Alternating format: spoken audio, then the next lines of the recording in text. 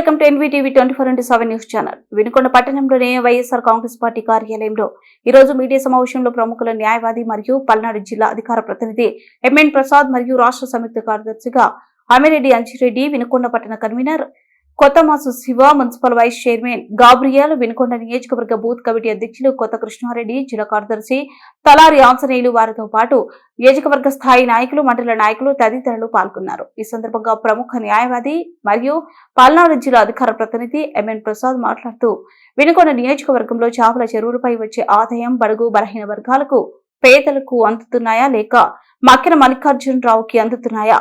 వీటిపై chief MLA జీవి ఆంజనేయులు చొరవ తీసుకుని రిటైర్డ్ జడ్జి చేత ఎంక్వైరీ చేయించాలని ప్రముఖ న్యాయవాది మరియు పల్నాడు జిల్లా అధికార ప్రతినిధి ఎంఎన్ ప్రసాద్ డిమాండ్ చేశారు.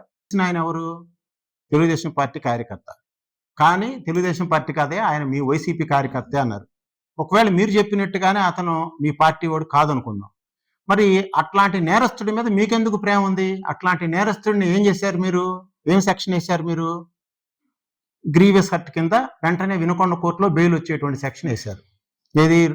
2 ఊపిరితిత్తుల మధ్య నుంచి కత్తితో పొడిస్తే గుండె దగ్గర దాకా కత్తి వెళితే అతను రమేష్ హాస్పిటల్లో దాదాపుగా 6-7 లక్షలు ఖర్చు పెడితే కానీ బతకలా. ఒక చెయ్యి ఇప్పటికీ పని చేయట్లా. చెయ్యి మీద కూడా కోస్తే రక్తనాళాలన్నీ తెగిపోతే అది అటెంప్ట్ మర్డర్ కాదు, అది మామూలుగానే ఏదో ఆవేశంలో కొట్టుకున్నారు అనేటువంటి సెక్షన్ వేశారు.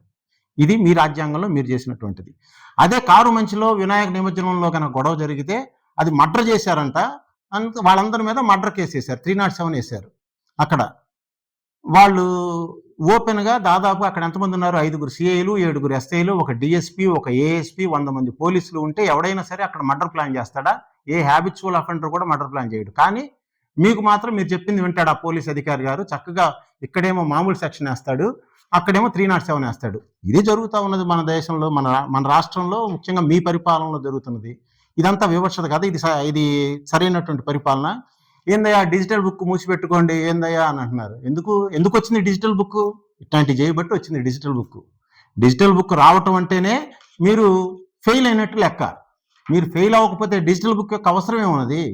మీరు బయాసుడిగా ఉండి పక్షపాతంగా వ్యవహరించబట్టే, ఇట్లా దుర్మార్గంగా ప్రజల పట్ల వ్యవహరించబట్టే, నేరస్తుల్ని రక్షిస్తూ ఉండబట్టే ఈ డిజిటల్ బుక్ వచ్చింది. దీంట్లో కూడా ఆయన ఏదో బాధ్యత రాహిత్యంగా మాట్లాడాలి జగన్మోహన్ రెడ్డి గారు, లోకేష్ మాట్లాడినట్టు.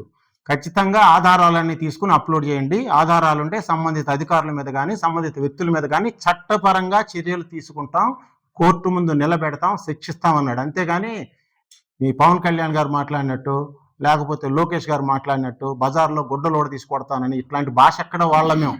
భాష మేము కరెక్ట్గానే వాడతాం, పద్ధతిగానే ఉంటాం. అంబేద్కర్ రాజ్యాంగం పట్ల మాకు అత్యంతమైన విశ్వాసం ఉంది. ఇంకా ఈ సమాజంలో ప్రజాస్వామిక విలువలు ఉండాలని కోరుకునే వాళ్ళం మేము. ఇకపోతే మీరు